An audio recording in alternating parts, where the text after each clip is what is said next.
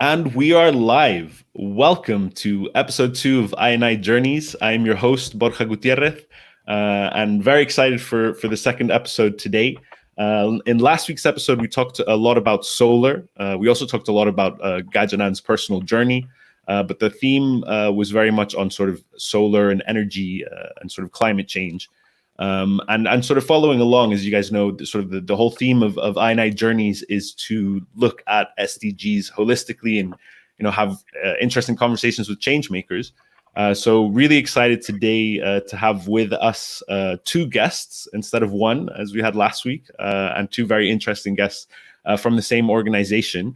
And yeah, I don't want to do a sort of long introduction or anything. I'm just going to go ahead and bring onto the stream straight away our guests for the day, which are Koen and Tobias Grinwis, who are with us from Lendahand. And we'll talk a little bit about, of course, about Lendahand and what they do. But yeah, first of all, welcome and thanks for being on the stream with me, Koen and Tobias. Welcome. Thanks, Borja. Thanks for having us. It's a pleasure. Likewise. I see. So both of you are joining me from home. I see, right? Yeah, that's correct. We actually started going back to the office a little bit. So obviously we were all working from home, and now once in a while we're actually also working from the office, which we tend to do more and more, I guess, as the situation improves. And it's really nice to actually see each other again face to face. And we really want to see if the office for us can be a place to meet, to hang out, for whiteboarding, for serendipitous meetings and everything like that. But we also noticed that working from home actually allows you to do deep work. So we really want to see how we can make some kind of a hybrid model there. But yeah, most of the times we're still working from home. Excellent. No, good. Thanks for that. And where is home, by the way? Are you guys, so your organization is based in Rotterdam, but do you live in Rotterdam as well? Yeah, I live close to Rotterdam in the village Berkel Roderijs. Okay, excellent. And Tobias? Yeah, Tobias, for me, I I moved from Rotterdam a few years ago to our biggest rival, which is Amsterdam. Oh, wow. So for those of you Yeah, that are joining internationally, maybe you don't understand the level of depth of the rivalry between Rotterdam and Amsterdam. That's a big move. So I'm sure you've made some enemies, especially considering that Lendahand is a Rotterdam-based organization. So I hope I'm glad to see you're still smiling, you're still safe, and you're still well. I just make sure that I don't wear the wrong football jersey to Rotterdam. That's it. That will keep you Okay. safe. You switch around on the trains, right? Depending on which city you're in. Exactly. Great. No, and I'm just pulling up. So for those of you that are listening, I'm just pulling up also some comments of people who are joining us from different parts of the world. We've got a guest from India and from Bangladesh. Thanks all for joining and listening into the stream. Yeah, I'll feel free to submit your questions and comments. We'll try to pull those up and make this a sort of dynamic conversation. But yeah, there's a lot to talk about. There's many things that we could focus on in this conversation, but we have an hour, and I want to try and make the most of it. But I do think so. So maybe just to quickly, to our listeners, why specifically did I invite Koen and Tobias from Lendahand? For the whole purpose of I Journeys is to really share stories of change makers, and I have always been quite inspired by the work of Lendahand. It's a crowdfunding platform. Actually, you know what? I won't even explain. Tell us maybe either Koen, Tobias. Like, feel free to pick this up. But tell us a little bit. What does Lendahand do, and what are you all about? Sure, I can give it a shot, and Tobias, feel free to chip in, of course. So yeah, we are a crowdfunding platform for investors mainly in Europe, but actually from all around the world, to invest in small, medium enterprises in emerging markets. And the idea is that a lot of these small, medium enterprises, they are not able to get finance, basically. And that's what's stopping them in their growth. They're way too big for microfinance institutions, but are still too small for banks. So we also call them the missing middle. And for these kind of corporates, it's very difficult to obtain financing. That's what you see in the major markets. But on the other hand, what you see in countries like the Netherlands, Germany, UK, etc., is that interest rates are at all-time lows, even negative for if you have more than 1 million euros, I guess. I'm not familiar with that situation, unfortunately.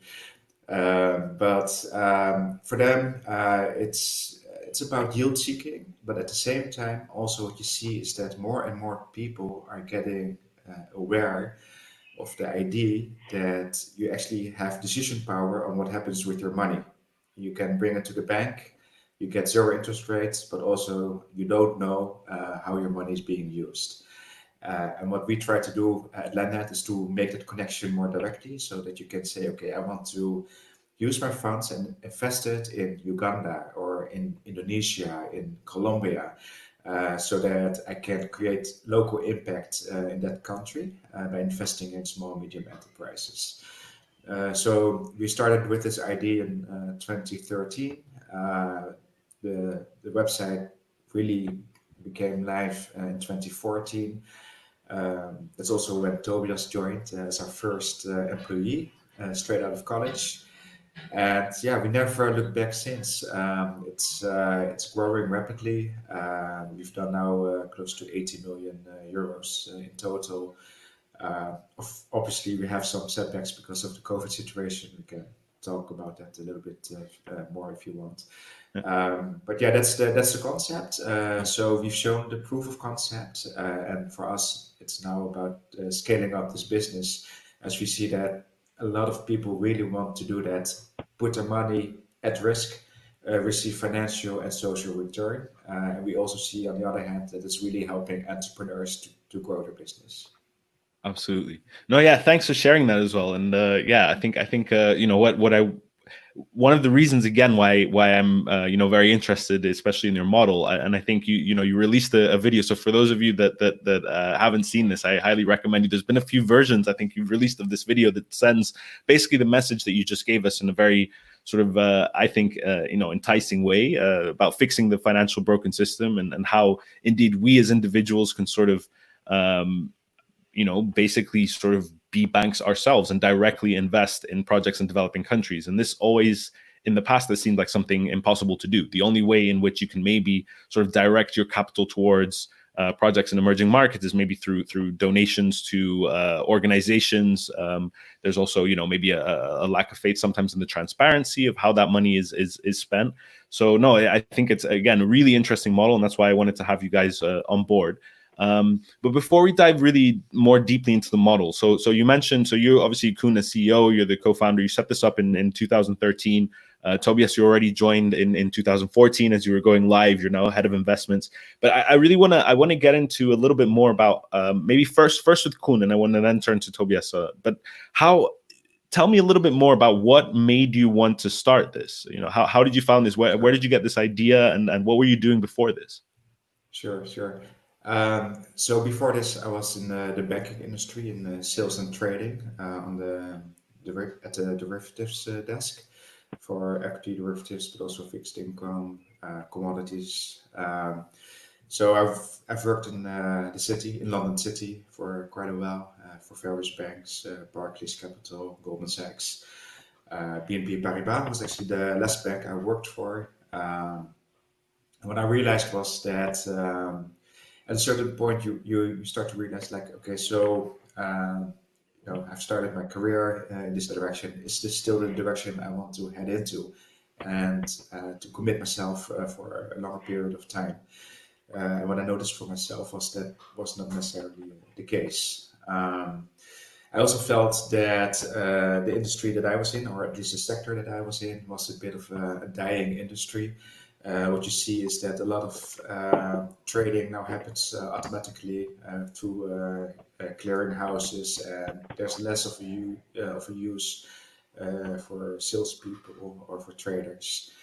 And what I also realized was that one of the assignments that I got in my last bank, BNP Paribas, was, okay, we have this boatloads of debt on our balance sheet of these loans. BNP is one of the biggest financiers in the world.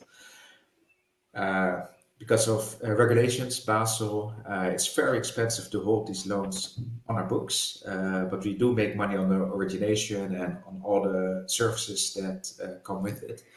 But the loans themselves, we don't necessarily need them. So can we maybe have an institutional investor take on those loans? So basically shrinking the balance sheet, and that was one of the assignments. So I would go to the big institutional investors, pension funds in the Netherlands, try to see if they would buy from us our loans, and it could be bridges in Nepal or whatever, airplanes, loans, etc. And this whole this intermediation thing got me thinking, like, there's probably going to, banks and bank balance sheets are not necessarily needed in the future in order for someone to borrow money and someone to lend money. It's probably going to be more direct. So this whole idea of crowdfunding, what was really emerging at that time, I thought like that will probably more go towards crowd investing. And I guess we've seen that trend happening indeed. And at Lendahand, what I really like is that it's all about the impacts that we can create by moving capital from one place to the other. So in a sense, I'm not doing anything differently than I was doing before. But I feel that because we have the social mission as an enterprise, that it gives much more fulfillment, at least for me personally, in what we do and how we do it, and for who we are doing this. So when this idea started to float basically in my head, and I started to talk to people, and then I started to talk to Peter Heijen, who's also an ex-banker and entertaining this idea. So we said, let's team up. Another Peter Stolze, who has more of a marketing background, joined as well. And with the three of us, we got this off the ground.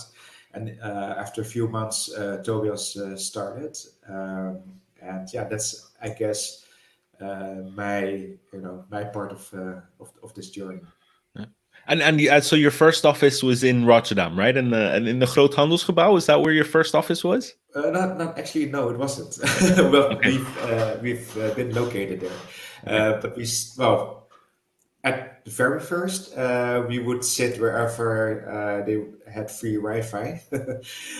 So that could be the lobby of a hotel. It could be anywhere until we were kicked out because we were not consuming that much, but using all their bandwidth. So we were basically some kind of how would you say, like nomads almost, like then here, then there. And then we actually found a place in Rotterdam, in the Marconi Torens, what's now called the Lee Towers. And we've been there for, I would say, maybe over a year, and then we moved to the Groothandelsgebouw. Okay. Yeah, indeed. So for those listeners who are, what is this gibberish that we're discussing in Dutch? The Groothandelsgebouw is a building where I also worked for some time. So we were sort of neighbors. And at that time, I wasn't too aware of what Lendahand did. I knew, someone had mentioned, you're working in solar. They apparently do some investments in solar as well. And, I'd sort of walked by your office, and, at that time, I guess, yeah, you were really a startup. Switched to today, and now you're making investments in Golems Bank, which is a huge, financial institution in Mongolia, one of the largest commercial banks there. So you start, and Tobias, you then join this journey, right? So you're at the time, were you studying, or what were you doing at the time when you came across these crazy ex-bankers with this crazy idea to do crowdfunding? Where were you at that time? So I just graduated, and that's when I started to think about the future. Well, I guess a little bit prior to graduating, and I always envisioned to, like my friends from college and whatnot, that big banking, Alert, Heineken, Unilever, strategy consulting, which would have fit much better given my background and my studies. But then you start to think about, what do you want to do in life? What do you feel is important? And I just came across this internship opening at this small fintech-like company. Just a few guys with a bit of experience in the right sectors, trying to do some good, but in a way that I believed in, through a bit more commercial, capitalistic even, but with the right mindset. So even though we might have a commercial, element to our business, it really is about the impact. And that's what I think allured me most, together with the combination of working in this high-paced, dynamic environment where you get lots of responsibility from day one. I guess my father was an entrepreneur, had his own business for a while, and I thought, that's something you'll do when you're old, and old being 40 plus. I know I'm gray, but I'm not there yet.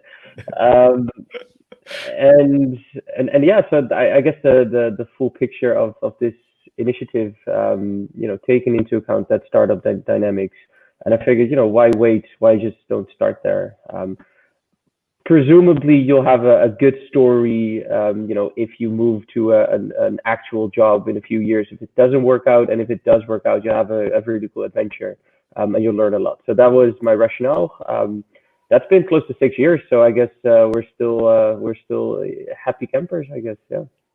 No, yeah, it seems like mutually like sort of good catch, right? I mean, if you join as on an internship, sort of on a whim, and 6 years later you're now sort of head of investment and sort of deeply involved. I think that shows something that you sort of clearly saw something in this and yeah. So I mean, 6 years, sorry, is such a short period. But if I look at your current sort of investment portfolio and the number of investments that you made and the number of countries that these investments are, it's pretty incredible to see how far you've come, and especially considering. I mean, yeah. So I'm curious. Like, tell me a little bit more about your growth over those 6 years, because you started with this idea.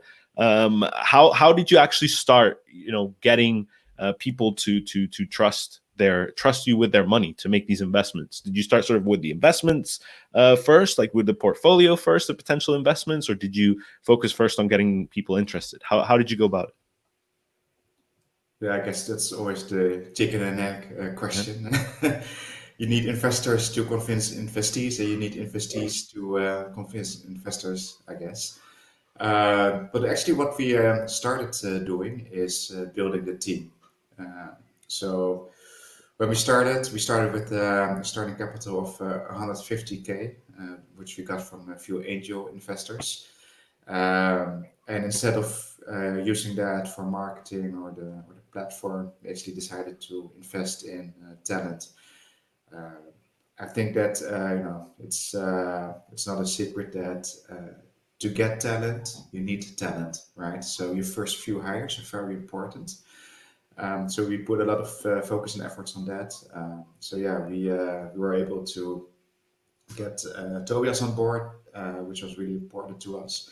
But also one of our other early employees, Lendahand, he's like a full stack developer. He knows front end, back end.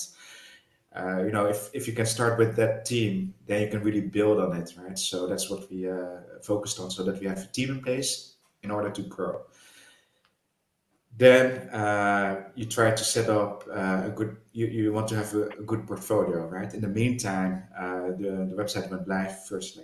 We had an alpha version and a beta version, and obviously everybody who was investing on our platform were friends, family, and fools, and they would start 50 euros, 100 euros. Suddenly you see a name. It's like, hey, is it a buddy of yours? No. Is it family? No. Wait a minute. This is like someone we don't know who's actually using our platform, which is pretty awesome. But at that time we had two investees, one in Colombia, one in the Philippines. But obviously you need to have some kind of a portfolio, right? You need to have some diversity, etc. So that's what we then focused on, was to be able to offer those kind of investments. That's really tough. At that time, our approach was, okay, so which country do we think we want to enter into? In Africa, which countries would be appealing for Dutch investors? but also where do we see the opportunity? Where is there like a good SME market, but still underserved financially? So we ended up in Ghana, and we just went there. At that time, Tobias was not part of the investment team yet, so it was me and Peter Heijen who went there. And then you go there and you try to meet people. We actually use the embassy, so you try to hack it, right? You try everything you can just to get in front of those people. And then it's a little bit of fake it till you make it. We're like, yeah, we have this bunch of investors. They want to invest. We need investments. And yeah, you're talking to CEOs of mid-size or tier 2, tier 3 companies, financial institutions, who maybe manage like 10 million or 20 million euros, which for us at that time was, like, whoa, this is a big party. And you start to try to wing it, and we ended up with a party who said yes. And at that time, it was more like, hey, can we find someone who says yes, and then we're gonna onboard those guys. Yeah. And so so the focus at that time was trying to find something with SMEs. Did you have like a specific focus in terms of sector or something? Because you're talking about the countries, or were you open already? We were looking for financial institutions because we also realized that for us at that time, so that's financial institutions tend to be less risky because they have portfolios that are already diversified over sectors, but also loads with various maturities, regional spread, etc. So we were really looking for financial institutions. So at that time we didn't do direct SME lending. And then those financial institutions would on-lend it to very small SMEs who would have a funding need of, say, 10,000 euros equivalent in their local currency. Okay, so you started. So first investment was in Ghana. So the first was in the Philippines, then Colombia, and then Ghana, and then we built it. Okay, no, so interesting. So you were so you didn't start with one specific region and build up from there. You straight away from the beginning were from I hear Africa, Asia, Latin America. Was that important to you? Was that a conscious choice that you wanted to be? Absolutely. Yeah. We want to be where our funding, our funding can be used for to stimulate local economies and local corporate activity. That's where we want to be. At first, we were also, one of our criteria was actually like, according to the World Bank, where do they rank in terms of poverty? We were looking for the poor countries, if you will. We let that go a little bit. At one point, we decided to say, okay, let's also go for the middle to low income countries. And was that sort of out of need, like, because there was a lack of investment opportunities, or? I guess so. Pipeline has always been our biggest struggle. We don't necessarily have that much problems finding new investors and engaging those investors so that they will do more on our platform. It's really about the pipeline. But it's also realizing that also in those countries there's a lot to do, right? And as a commercial entity, you try to manage your portfolio at risk and everything else. And we felt that for us, it was a good step to also do that. We're not necessarily like, you have in this whole, what we really like is that you have this whole mix of funding that is available, hopefully, for every company in the world, where some companies can only be financed by NGOs, for instance, who also provide TA, technical assistance, or impact investors like ourselves, or even more commercial investors who maybe even can take over, and then we can go to the next company, where we feel our sweet spot is really where companies have shown that they are investable. They're a good credit, but in need of much more funding than is available for them right now.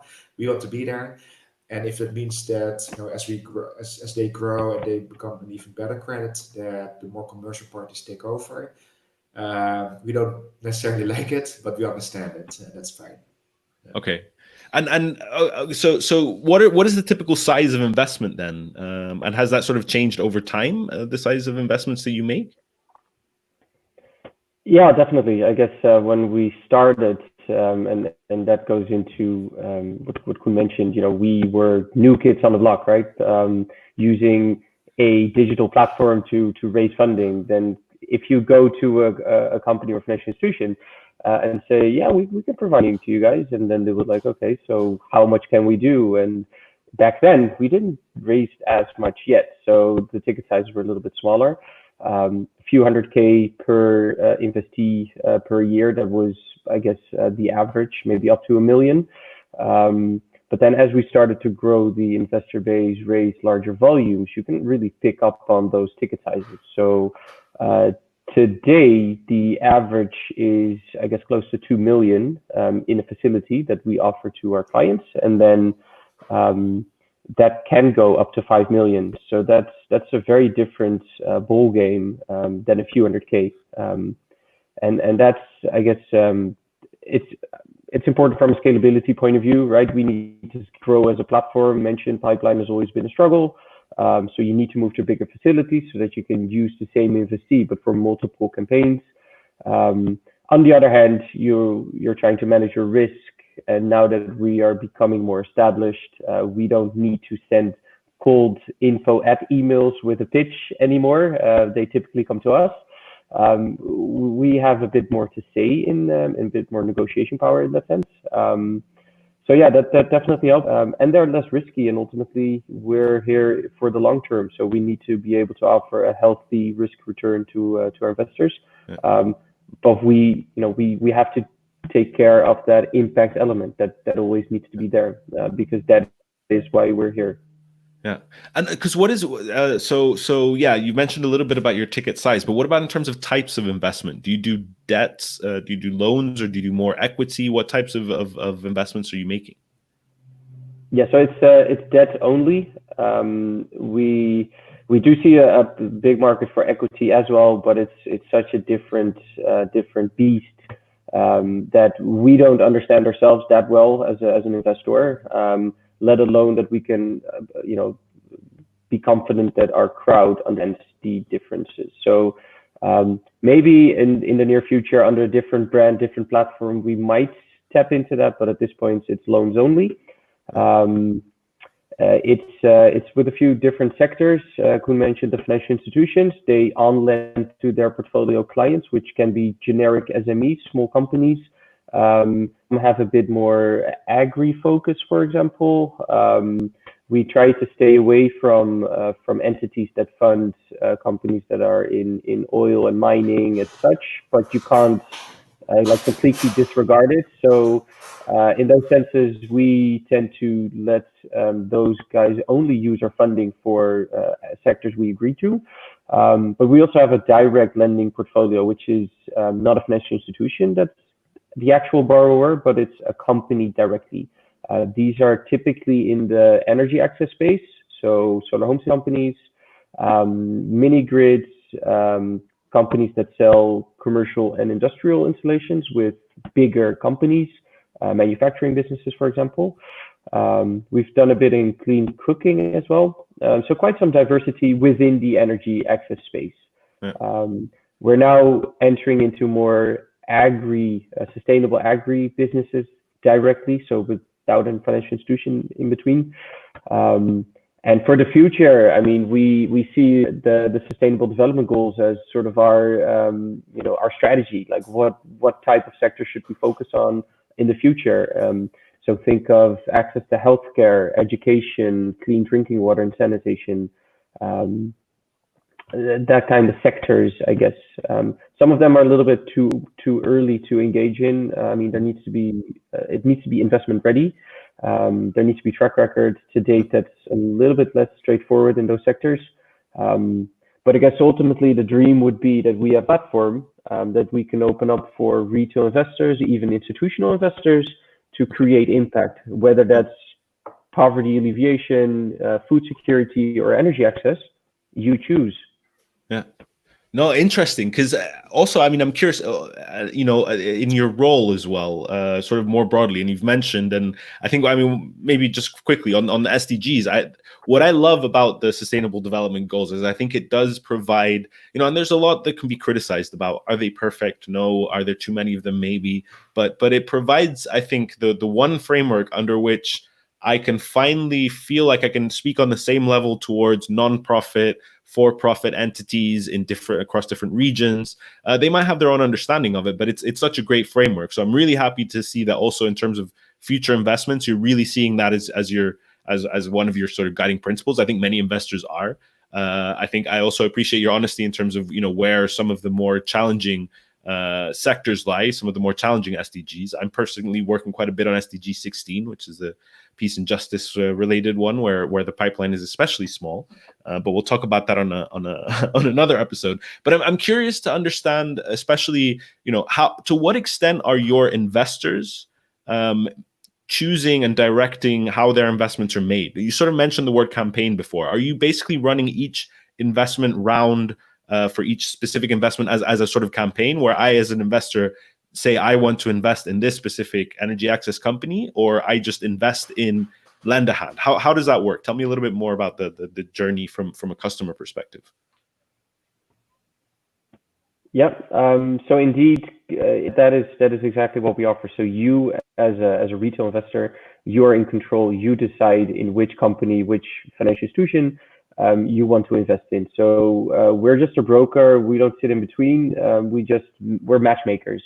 So suppose you, Borja, you come to the website and you see this energy company active in Kenya. You can choose to make a loan to this particular company. If energy is not your cup of tea, but you're much more focused on agri, and we have an agri-based company, you can choose that particular entity. Yeah. And I think, I mean, this is also related to the same thing. I think we have a question from our audience on your focus area. So you're mentioning energy, you're mentioning obviously financial institutions, sort of financial access. You mentioned agri. Agri seems like one that you're very proactively looking at currently, right? Are there any active deals that you currently have, or is it more just something that you're exploring? We funded a few companies or financial institutions that had a focus on agri, so they had a big loan portfolio in agri businesses, but very small companies, small scale farmers, really the typical African household, if you will. Most of them are small scale farmers. In Asia, still quite a lot as well. But they tend to need maybe 10, 15, 20,000 euros, which is much too small for us to do directly, which is why we work through these financial institutions. There are, however, many agri-businesses, much bigger, importing, exporting companies, commodity that are in the commodity exports. Those are sizable, and we can do those directly. So we've got a few advanced, let's say, partners in the pipeline that we're getting to closure with. So keep an eye on the website. You might see them. You might see them very soon. And energy is a big topic indeed. And then within the financial institutions, there's also a financial inclusion element to it, right? Companies, microfinances, for example, that really offer people who wouldn't have access to even the typical microfinance, and offer them with credit to build up a credit score, ultimately leading to access to banks, even perhaps. Yeah.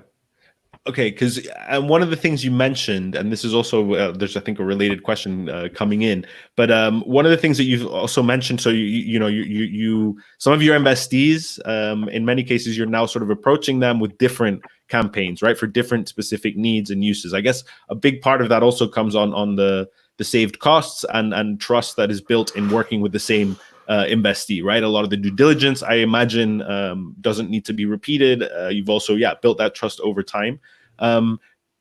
Tell me a bit more, sort of how you're growing that portfolio, though. So as you sort of expand, like what guides your decisions in terms of which you mentioned an interest in all these different sectors, but what's currently guiding your strategy decisions on which ones to go for? Why agri at this moment? Why energy access when you sort of stepped into it? What are some of the main guiding things that guide your decisions on sector level? Well, I guess there's always been the pipeline struggle in general. So you can you want to be able to offer more than just one particular impact sector. At least that was my view when I joined as well. So we can do much more than that. Energy, we decided on. There was a big funding need, especially in Africa. There were so many companies out there installing solar home systems with households, with small businesses who couldn't get access to any type of funding other than perhaps your donors and grant providers, but there wasn't really commercial capital out there. So we just saw an opportunity. We saw similarities to the microfinance institutions that we funded before, because these solar businesses, they have a portfolio. It's not a business but a household, so there's definitely differences, but there's similarities. We saw an opportunity and we took it, basically, and I think it paid out. The investors, you want to offer them with diversity, not just from an investment and risk point of view, but also from an impact flavor point of view, which is why when we entered into energy, we always kept looking at different sectors to engage with as well. So water and drinking water and sanitation, for example, is one of them. Too early sector for us at this point. It's not yet commercially viable. It's getting there, but it's not there yet. Sustainable agri has its own risk profile, of course, but it's a very interesting sector, especially during COVID. It's proven to be very resilient. And I mentioned in Africa, there's, 600 million small-scale farmers. There's a funding need there, and we can play a role with, providing that access to funding. Yeah. And typically, so your loans then, how long are they for? What are the sort of tenors? Does that vary a lot from one institution to the another? Do you sort of have a blanket way of doing loans across different regions? Yeah, so we it depends, I guess, per investee. There's always context. There's what fits your model best. What are we comfortable with? But typically, we have a range of anywhere between 6 and 48 months. So that's 6, 18, all the way up to 48. And then it depends on, suppose you're a microfinance institution and you provide very long loans yourself to your clients, then you're probably going to need a little bit longer tenor in order to repay our investors. But if you use it for very short-term working capital needs, then maybe 6 or 12 months might actually suit you very well. We can even offer flexibility that for different projects or tranches, disbursements, we can look at different maturities. Always trying to make sure that your repayment capacity matches with the repayment schedule that we envision for that particular disbursement. So there's quite some flexibility. It's, I think, one of the key advantages of working with a pragmatic platform that can offer such flexibility. Yeah. No, absolutely. And I think that sort of differentiates you a lot from maybe some of your other, let's say, competitors or others that are I always find it difficult. People ask me, the term impact investor, I think, means so many different things to different people, right? On different levels of, but there are many who are trying to sort of contribute capital towards SDGs or sustainable development more broadly. But I think what makes you quite interesting, and especially from a private investor perspective, is that flexibility. I mean, I think that's quite an attractive part of so I realize this is completely different, but I always felt very good. There's an organization I worked with many years ago in China called Free the Children. And one of the key advantages I saw of that organization, and it wasn't a crowdfunding platform. They raised funds predominantly from youth who do different programs. It was totally a non-for-profit setup. But what you saw with doing this is that you also had the option as a donor to pick which countries. And I, as sort of representing projects in China, would struggle a lot to raise funds there. When people had a choice to, invest or donate to projects in Kenya or other countries for many reasons, cultural and others, it was more interesting. But I think that's also one of the things that makes your platform attractive and interesting, again, is that you have that choice as an investor of different types. And it's incredible already, the growth. But I'm curious, moving forward then, it seems that sort of expansion is very much on the horizon, right? Like, I get the sense that you guys are very much at a point, and now I really like to also turn to COVID, because I get a sense from you guys that you're just, you're on a good growth path. You're looking to expand. You're looking at new sectors, new countries, lots of new things. But tell us a little bit more about how is COVID currently affecting that growth path? Is it just a little bump, would you say, or is it? Yeah, tell us a bit more. I guess that we still have, the jury's still out there, I guess. Then again, if you would tell us, in say end of March, like, this is going to be the situation beginning of June, I would say, well, that's not too bad, I guess. But all the implications and the aftermath, they still have to hit us basically, and we're preparing for that. So also when when the situation got dire and dire, we said, okay, guys. So we got together. We said, let's prepare for the worst and hope for the best. So we cut down on our marketing expenses. We said, we're not going to do this. So we basically, it was like, I don't want to say hibernation, but we said, okay, let's make sure that we don't do crazy stuff at the moment. Let's really sit still and see how things evolve. With regards to the portfolio, it meant that we didn't allow companies to raise their exposure. But then at the same time, we also realized, like, we are an impact investor, right? So we also have to be there for them. So we also allowed them to refinance their repayments. We did have to increase the interest rates a little bit, but by far not what the market would dictate. But just as a signal for new investors who step in to realize that, the risk is now higher than it was before. And not only did we use the interest rate as a signal, but also really, like, in text, we almost said, like, really be careful. Do you really want to do this? But if you can do this, you are really helping the entrepreneurs in the emerging markets. So please do so. So that meant that we were limiting our pipeline even more than before, because we already had a pipeline issue, as you said before, and now it was really a very strict pipeline constraint, meaning that we were not able to do more than 1.5 million each month in terms of financing. But now that we see that, so the worst probably still has to come. But what you see is that first it was all about the unknown unknowns, and now it's more about the known unknowns, right? We now know that, okay, so everything happened. We know which measures actually work and which don't work, and what the effects on the economy. And so if a second wave or whatever happens, we actually know what to do, and we know what the consequences are. And it's still painful and still risky, but it's less uncertain. So I think there's a big difference between uncertainty and risk. So we are now cautiously looking at where can we actually increase exposure, because we said, okay, across the board, no increases of exposures. And now we feel that we have the opportunity to see on a case-by-case basis where we can actually increase exposure. On the investor side, we didn't see not much of, so we saw a dip.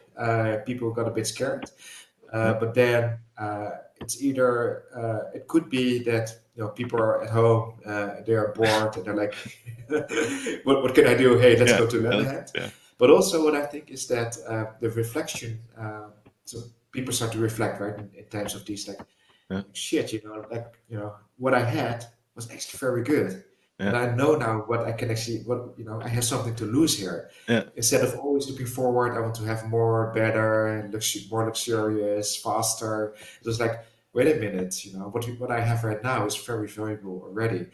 And a lot of people actually don't have what I have right now. And can I help those people? And you see that people actually start to realize that, everything I do has consequences. Everything, what I do with my money, how I spend money has consequences for all people in the world and this planet. Then of course a platform like Lendahand is something somewhere that you can go to and start acting on those reflections. So that you're saying that there was an initial dip, but now sort of in terms of the interest from investors, would you say it's comparable to pre-COVID or?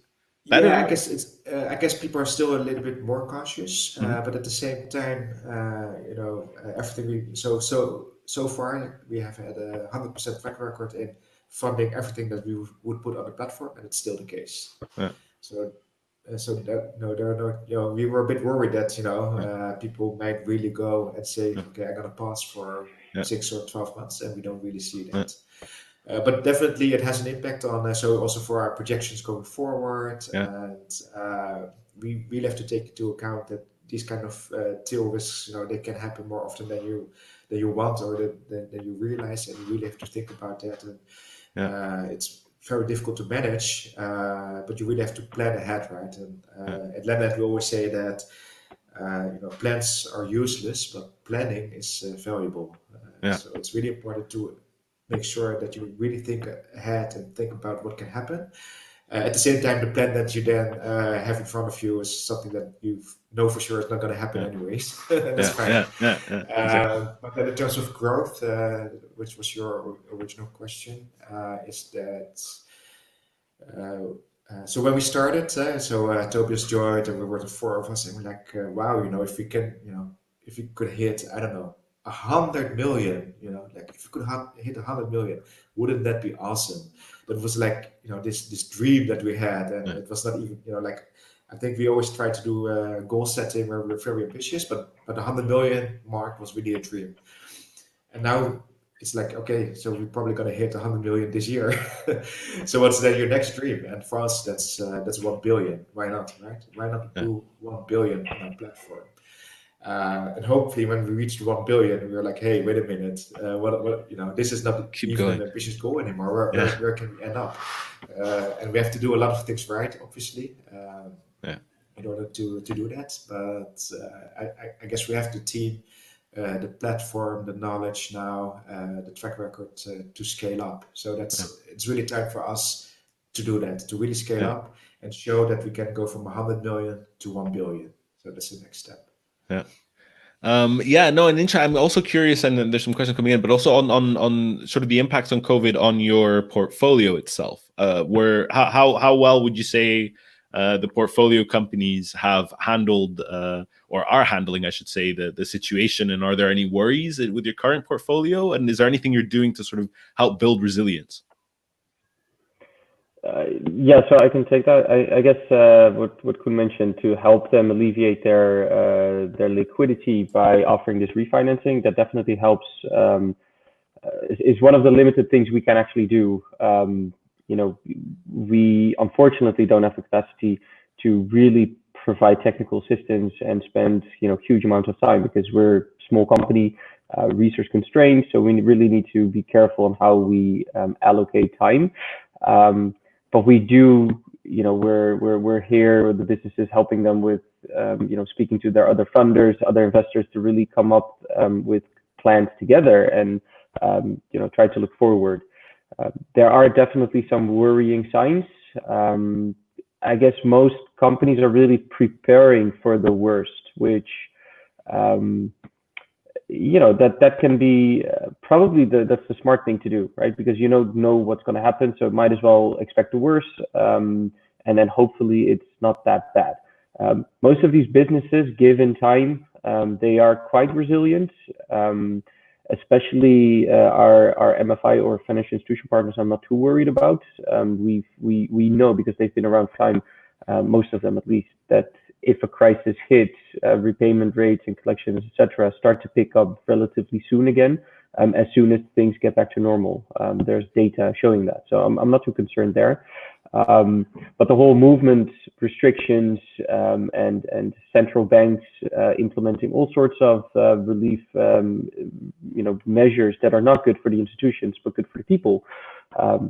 Ultimately, those will be lifted, and then things will start to move out. On the energy space, that's relatively new. These are companies that were already struggling. It's a challenging sector. There might be some casualties, hopefully not within our portfolio, but in the sector. Whether that's purely COVID related or whether there were some other underlying reasons, time will tell. But for now, we if we engage a lot with our portfolio clients, in the past few weeks, especially since we weren't working that much on new transactions. We spent our priority on portfolio clients, and there are some that are struggling because of COVID, but I'm fairly confident that given time, given support from your funders, not just Lendahand, but also the others so that they might have, then things will hopefully turn out for the best, especially that conservative approach that they all took, that's really going to pay off. Yeah. No, exactly. I mean, I guess it's exciting times, and it is very context specific, and I guess there's still a lot of uncertainty. Yeah, so it's still, I guess, only time will tell. But it sounds overall you have quite a healthy portfolio, and there seems to be, at least in my impression, a bit more resilience in some of the sectors that you're involved with than some of the others. Let's say, if you're talking about manufacturing or other things, there may be more of a drop in demand and these types of things. But I can imagine energy access, like you said, it's a complicated market. I think there's a lot of players. It's a difficult one to be in, indeed. So there's let's see where that goes. Just to get back to some of the audience questions as well, just to sort of understand, we kind of brushed over it, but like you're the funds that you're raising, your investors. You mentioned a little bit in the beginning, they were mostly sort of friends and others who are sort of raising small amounts. How about nowadays? What's the typical profile of one of your investors? Typical profile would be male, 45 plus, successful entrepreneur. What you see is that on average, people tend to do around 10,000 euros on our platform, in total in loans. Obviously, they get repayments which they reinvest again, so it's not like they've made a payment of 10K to the platform, because they are revolving the funds. But on average, they do a little bit over 10K. Still, as these are very risky, this is the risky part of their portfolio, right? And therefore only a small part of their portfolio. These tend to be people who do have, some assets. Funnily enough, if you look at the energy access part of the portfolio, you see also quite a few millennials. We've also we stole the term Henrys, which are high earners, not rich yet. Okay. So they make quite a good money on a monthly basis, but they also tend to spend, and enjoy life, but also try to set aside some of their funds. And are they mostly in the Netherlands? What's that? Are most of your investors based in the Netherlands, or? I would say that. So we also run a platform in the UK. So I would say between 60 and 70% is from the Netherlands now. Then a good chunk is from the UK, but we have investors from, I think, over 49 countries. Okay. So they're quite well spread all over the world. Yeah. And we maybe touched upon, you have this variety of sectors and countries, and what do you typically see? Are there some sort of preferences that they like to stick to, and are they quite sort of flexible to switch to energy if they're in? What type of behavior do you typically see? No, you see that people are usually aware that spreading makes the most sense. And it's also not that strange, right? Like, it's also how we build it up ourselves. It's like, okay, we want to be a platform where you can fight poverty by investing in people and businesses. So by using your funds. And we started by financing financial institutions so that they could unlend it to small SMEs. And by doing that, they create jobs, right? So first, it was all about, let's make sure that we can finance companies that ultimately are creating jobs, because microcredits make the assumption that everybody's an entrepreneur and can create their own jobs, which is not what we think is not necessarily the case. But you can finance a successful entrepreneur and have him or her grow the company from 10 people to 50 people, right? So we were all about creating jobs. There was poverty has many faces. So not having a job is one thing, but also the idea of people not having access to affordable energy is another form of poverty. So we decided to go into the energy access space. And you see that the investors, they understand that. They understand that, there are different ways that you can help and fight poverty. And sometimes it's by creating jobs, sometimes it's by energy actions. Hopefully, it's also by providing food security through investing in agri businesses. So people tend to see what we are doing, and they are engaged, and they really want, to make sure that they can help where possible. So you don't. So obviously there are people who are really committed to one country because they live there, or it's where they're from. But most of the people, they tend to diversify of all the projects possible. Yeah. And another question sort of from the audience, and I also wanted, and I think you could have a massive discussion on the topic of currency, local currency hedging, but I imagine that's a huge thing for you, right? You're raising funds in the Netherlands and the UK, so in Europe basically, and putting them into other currencies, in some cases in energy or financial institutions. I imagine that comes at a big cost. How do you typically work with this? This is what makes us a bit angry as well, in terms of so we've said all these things that we think is good about our business model. What really sucks and what really hate is exactly this, right? I mean, there's no denying is that so far we've been only able to provide loans in hard currencies, which in the end ends up at the plate of the end borrower, right? Someone has to pay, right? Someone has to take the risk. So this is something that just sucks. And as a innovative company, as a fintech, you're like, come on, this is something that we need to solve, and we're really working hard on that. But indeed, so far, all our loans have been in the hard currencies. And even more restrictive in euros or sterling pounds, which is only a very small part of the total size if you look at emerging markets financing. So we are about to make a switch, well, not a switch, but also allow for US dollar funding, which really helps already for a lot of companies. But yeah, we are also working hard at the same time to also be able to provide local currency financing. It will probably be hedged first. Because we also did a survey among our crowd investors, and what we noticed was that for people it's really hard to make an assessment on the Kenyan shilling, right? So they can look at a company, a solar company, and say, well, this is something, the management, I believe in it, the financials look good, so I'm going to invest in this company.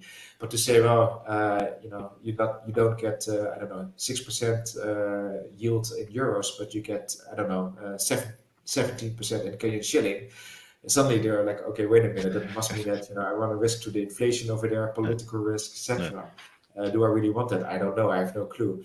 So people not necessarily want that. I have to say, this survey we did 2 years ago, or maybe even 3 years ago, and the world changes rapidly, so who knows? So we are definitely open to see again and do that assessment again, whether maybe investors are now open for that kind of risk, versus the huge impact that they can create by providing local currency loans. But we're also working now on the first deal together with TCX, which is a hedge provider for exotic currency pairs, and we hope to do the first deal, hopefully sometime this year, where we would provide local currency loans to the investees, but the investors will actually get hedged returns in euros. Okay. Yeah, no, that's an interesting, and actually that's one of the topics that I actually have on my list of things to talk about, and TCX is very much on that list as well, because I think it's something that as a non-banker and somebody with very little understanding of finance in general, and yet trying to make a difference in the world of SDG financing, it's one of these things that I know many of us, there's many people who want to contribute, and I imagine many of your investors seem to fit that profile. They want to be a part of something, they want to contribute in the ways that they can, but it can be very confusing and difficult to understand the types of risk that you face, especially when we're talking about currency fluctuations and portfolios that spread across different places, and especially given the current uncertain sort of times. I imagine it's very difficult to make a lot of these choices. So I imagine it's the simpler that you make it for your investors, the easier it is for them to also buy that trust. And I imagine a lot of that trust also comes in the trust that you as Lendahand have built, and Tobias and the whole team in managing this portfolio and showing time and time again, right, that your investments are bankable, that people will make a return. So I think, that is a big part of it, which is also a big part of why I wanted to have you both on this episode. To you're very open, and this is something that I admire about you, right? You're very open with your customers, with the sort of public, of how you run things. I love how you just put it, Koen, when you were like, yeah, this is what sucks about our model. I can feel your frustration. I can feel you're trying to work on it, but you realize also that there are things still that need to be figured out. And I think, crowdfunding there was a lot of hype a few years ago, right, where it's like, this is going to change everything. And that some of that has died down. And at least for me, I feel when I see companies like yourself, which are continuing to keep up this sustained growth, to be able to channel, funds from investors in the Netherlands or other countries into large-scale commercial banks in Mongolia, to me is a huge, success. And I can only, eagerly await to see where the future brings us, because it seems like you have many, many plans. As a sort of closing question, and something that I think also came from the audience, but I was actually hoping to ask anyway. But is there a specific sort of sweetheart investment destination, or it's a very broad one, but is there anything that you're really are you excited about right now, whether something concretely in your portfolio or just a sector that you're looking at? What are you guys looking at now? And this is a question to both of you individually on a personal level. You want to take it first, or shall I? I can go first. So my roots are actually in Indonesia. So my parents were born there, their parents and their parents. So Indonesia for me is really close to my heart. I go there quite often, so every few years, and I really feel connected. So if we can do more in Indonesia, yeah, that would be for me personally, that would be very nice. But that's really on a personal level. Yeah. Oh, great. We'll have to find some nice opportunities in Indonesia, which I know there are many, and you're also quite open across sectors. So actually, I know that from doing quite a bit of work in Asia, that Indonesia is an interesting market. A lot going on. Tobias, tell me, what is your sweet spot?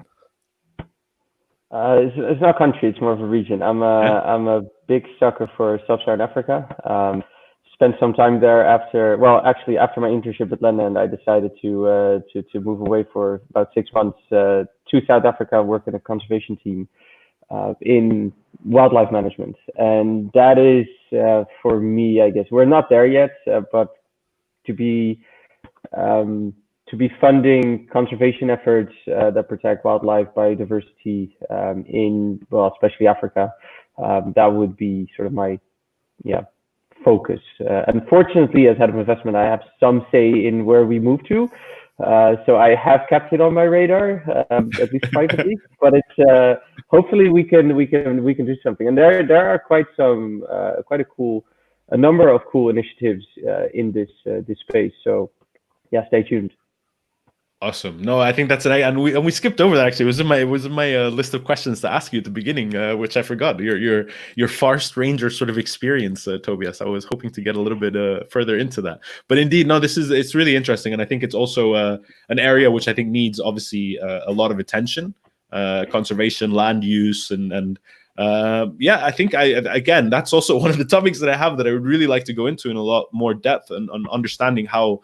Because there are apparently, more and more business models emerging and opportunities. And I know that, for high net worth individuals, family offices, and these other types of profiles of investors, land has always been an attractive sector. And maybe with millennials and others, you can do something interesting with how land is financed and conservation efforts. So no, this is excellent. I would love to keep you on for a lot longer and go in depth, but I think there are a few questions from the audience, and I really appreciate. I didn't get a chance to go through all of them.